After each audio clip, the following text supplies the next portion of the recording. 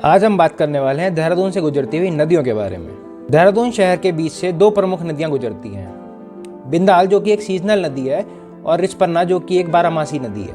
बिंदाल का उद्गम राजपुर की पहाड़ियों से होता है।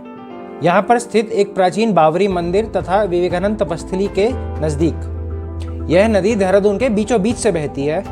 दूसरी नदी रिछपन्ना, जिसका उद्गम स्थल लाल टिब्बार नाम की पहाड़ी के जस्ट नीचे से होता है, वहाँ से ये मौसी फॉल तथा शिखर फॉल से होते हुए देहरादून में प्रवेश करती है।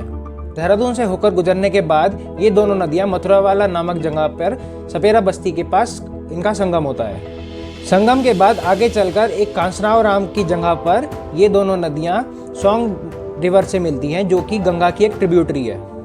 और फाइनली ऋषिकेश के पास ये तीनों नदियाँ गंगा में समा जाती हैं। इन दो नदियों के अलावा दो छोटी नदियाँ भी हैं।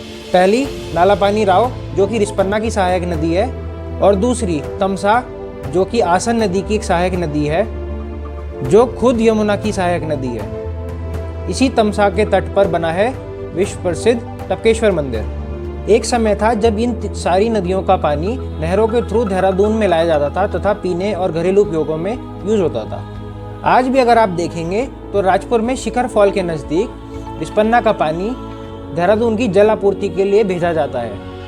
देहरादून शहर में इन नदियों का बहुत महत्व है, मगर आजकल हम देहरादून वासियों ने इन नदियों को डंपिंग ग्राउंड बनाकर रख दिया है। इन नदियों में प्रदूषण का लेवल उच्च स्तर पर पहुंच गया है। अब आप जरा सोचिए, ये नदियां गंगा और यमुना की सहायक नदियां हैं और इनका पानी गंगा और यमुना में जाकर मिलता है, जिनको हम माँ के रूप में भी पूजते हैं। तो हमारे द्वारा की गई गंदगी गंगा और यमुना को भी गंदा करती है।